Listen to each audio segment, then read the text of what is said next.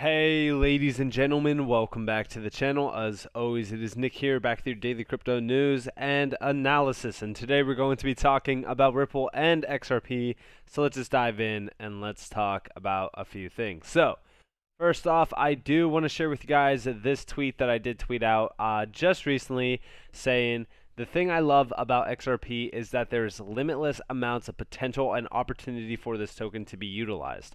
Now, when we really kind of look at this, we've been discussing on-demand liquidity for such a long time on this channel, but that is just like the bare minimum.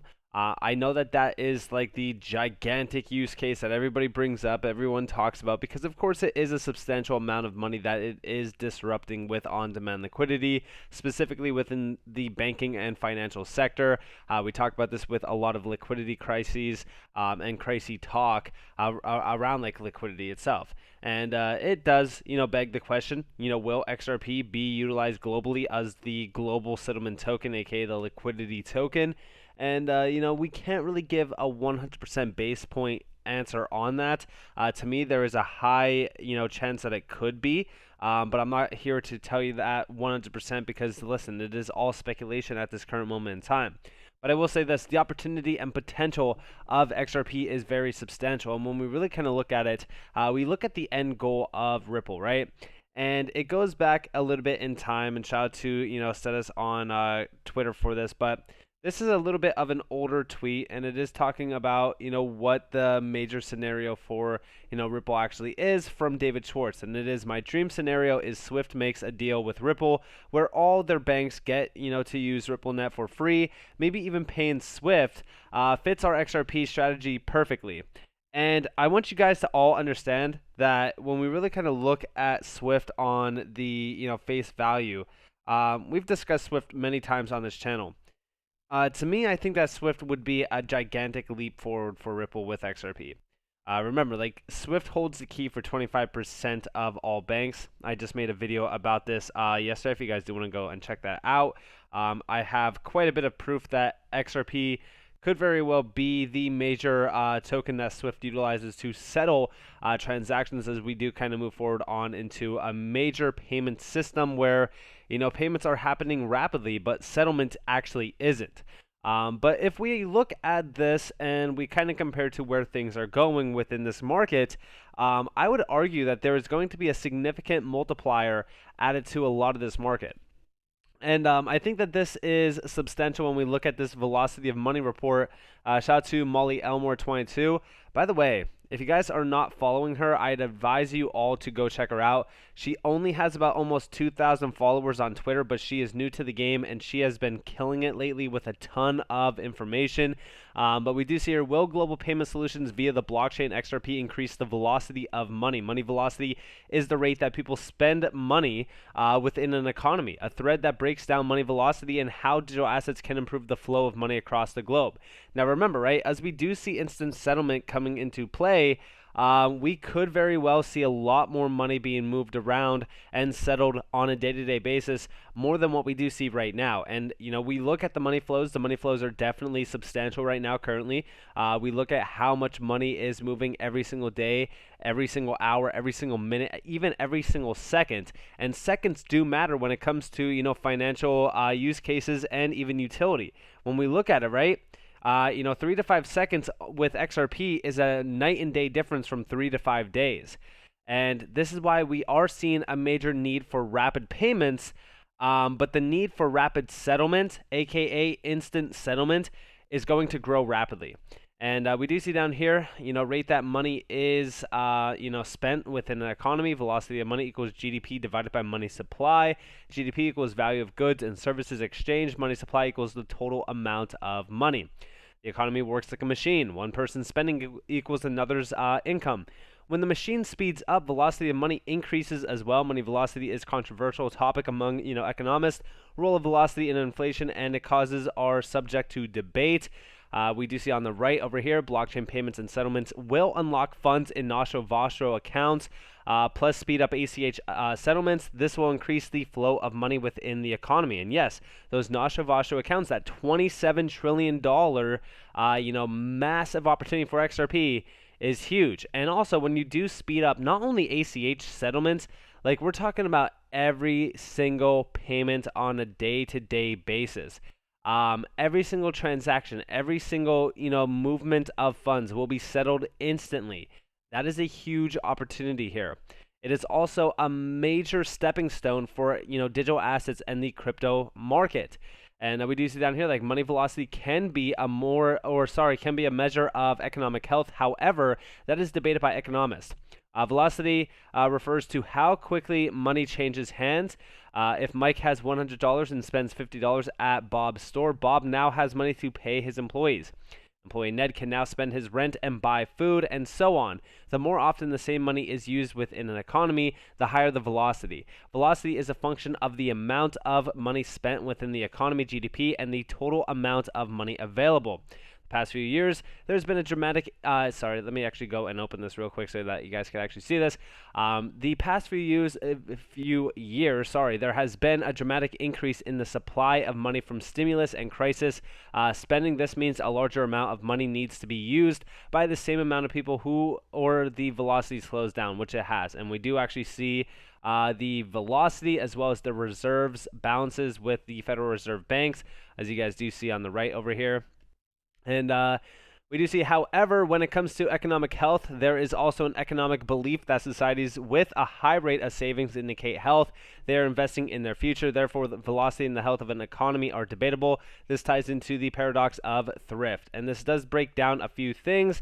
But more so what I want to pay attention to is this Nostro Vostro accounts area. So first is the use on Nostro Vostro accounts with correspondent banks used to transfer funds across borders and by the global supply chain. Upwards of $5 trillion is tied up in these accounts, which we've heard Brad Garlinghouse actually confirm that it is $27 trillion. Not a lot of people actually know how much money is in those accounts. It goes from 5 trillion, 10 trillion, all the way up to 27 trillion.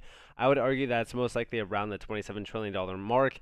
You got to remember that it is needed on a day-to-day basis for all global money transfers, which means they aren't part of the flow of money. Within the U.S., payments made using services like ACH, Automated Clearing House, are also tied up as unproductive, and I would completely agree. They usually take 2 to 4 days to clear, and they are also not that transparent. There's a lot of issues within it. Billions of dollars are getting held up for days. The overall velocity is slowed down. Yes, we need something like this. Remember, by the way, when we talk about the velocity shift here, I would argue that it is not only going to streamline the amount of money that gets flooded on a day-to-day basis, but also if we are talking about something like XRP settling that amount of money, it's going to be a constant shift. I've seen so many people actually argue that XRP's on-demand liquidity use case is not substantial because as soon as $1 trillion, for an example, floods over to the XRP on-demand liquidity mechanism, that money's as quickly as it comes in is as quickly as it goes out. But you got to remember that there's going to be a ton of flooding on a day-to-day basis, on a second-to-second basis as well. So yeah, you might have $1 trillion come and go, but you also might see $5 trillion coming in, $10 trillion coming in. Like the amount, we don't substantially know how much will be there. All we know is that trillions of dollars will flood through this mechanism. Why? Because it makes sense. There is a no-brainer move here to utilize this technology. Why? Because the efficiencies, the settlement, the gross settlement at a real-time basis. And also, we do see over here, did Perkins Coie know how this Ripple versus SEC thing was going to go down? Restricting investors might help. I wonder how much of this is affecting the XRP holders. World Economic Link, ? And shout out to Nate855 on Twitter here, but we do see a company overview. We see Ripple Labs, 40 employees. We also do see like the venture financing, and then we do see Perkins Coie here. And when we actually go over here, we do see this virtual currency report. Could blockchain push syndicated loans over the regulatory edge? This is kind of talking a little bit more about, just DLT itself, really kind of ushering into a new digital revolution. They also do mention like the SEC down here in regards to an agency that could regulate this market. And then over here, we do see from the World Economic Forum, this is the World Economic Forum website, down here, this is from virtualcurrencyreport.com, but we do see restricting investors might help. The SEC has also filed a brief arguing that syndicated loan participants were securities, or participations were securities. Although sorry, I was just trying to read what this says. Although the appellate court concluded they were not. And down here, if these financial institutions use the technology to reduce settlement times from several weeks to a day or two, however, this could broaden the secondary market in funded loans and invite reconsideration of their classification as securities. And this actually breaks down a few things here, more so kind of rolling out like a securities base point or a currency base point behind some of these major assets that could very well achieve this. More so talking about Ripple with XRP. And also, like when we really kind of look at this, I've always said that XRP was never meant for the retail investor. I honestly would argue that this entire SEC case has been one of the biggest shakeouts in the history of any sort of major move within the financial revolution. And we actually do see from August 26th, this is August 12th, 2016, the website World Economic Forum, the future of financial infrastructure, an ambitious look to how blockchains can reshape financial services. This was that entire PDF file breakdown of, the transformation behind this. And like I said, I've always said that the best way to shake out retail investors is time. Patience and impatience will play a pivotal role here. And we've actually started to notice a lot of individuals actually losing faith, losing hope. They have no longer believed in XRP as a use case potential to disrupt the financial sector, even though we have been seeing a major move with Ripple, spreading into the on-demand liquidity area. Actually talking about this, I do have a full breakdown of on-demand liquidity with Bill over here. This is from Belisarius 2020.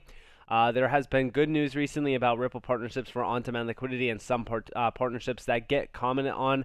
And then not mentioned again, one of those is FlashFX in Australia that provides cross-border payments using Ripple's on-demand liquidity and Swift. This extract is from the FlashFX website. Sorry, it's kind of written weird here. Global payments involving 40 countries and 20 currencies. It uses Swift for countries and currencies not Ripple enabled, showing how Swift is the fallback position when on-demand liquidity is unavailable. Remember, right? This is why we really kind of look at what Ripple has been doing with Swift, as well as like some of these Swift participants. We are seeing them kind of move away from utilizing Swift and starting to utilize on-demand liquidity when it is available. That's why we have been watching to see this kind of unfold. This is also why I say, like, as Ripple is continuously expanding, as they don't really need retail individuals, will we get shaken out? Will we have, retail individuals restricted fully from buying XRP? Will it be unbuyable at some point in time? It could very well be. And we do see down here, of course, some will say this does not mean XRP is used. Not so. The recent announcements by Ripple of a partnership with FOMO Pay on the 26th of July clearly states that on-demand liquidity leverages XRP. It is publicly disclosed by Ripple on multiple occasions. And down here, and the recent announcement about the partnership with Travelex also clearly states that Ripple's on-demand liquidity utilizes XRP, real use of XRP for payments. Yet the SEC will boldly tell the court without embarrassment, XRP has no utility. Although, based on what I've heard, what I heard was said in the library hearing recently, the SEC is changing its tune now and saying utility does not matter. No doubt understanding that XRP has lots of utility. And yes, I mean, it doesn't take a rocket scientist to understand the real use case potential behind XRP. Like I said, I just broke it down to you guys. The revolution here is all around all of the money with Swift. And it's not all of the money, but it is a very substantial amount. It's like about $5 trillion per day. Very huge amounts of market growth within that area. By the way, it's about like 6.6 trillion now or so. They've been really kind of going back and doing a little bit more research on how large these money flows actually are. They are growing day in and day out as more and more money does get injected into the system, as a lot more individuals are spending, buying, paying, etc. So as more and more transactions do grow, these markets also do grow. Specifically, even like the FX market, which we just recently talked about. But as we do look at on-demand liquidity, I would say that we are close to seeing a major pivotal moment in time for Ripple to not only be fully adopted in globally, but a major switch from utilizing Swift and more so utilizing Ripple with on-demand liquidity. Now, what does what do we need to see for that to actually happen? I would argue that we do need regulatory clarity. And are they just waiting to see a lot more, retail individuals shaken out? Are they waiting for a specific thing, to happen? We can only speculate so much on this, but I would argue that at some point in time they may make XRP unbuyable. And the reason why I do say that is because I don't believe that it was ever meant for the retail individuals in the first place. Of course, let me know what you guys think about this, though, down in the description below, or in the comments below, sorry. I'd love to hear your thoughts on that. So with that being said, I hope that you guys enjoyed this video. If you guys did, definitely leave a like, subscribe, turn notifications on if you guys have more free content. You guys are more than welcome to follow me on Twitter and join the free Discord down in the description below. As it's up to you all. Have a beautiful day or beautiful night, wherever you guys are in this beautiful world. It's been Nick. Peace out, guys.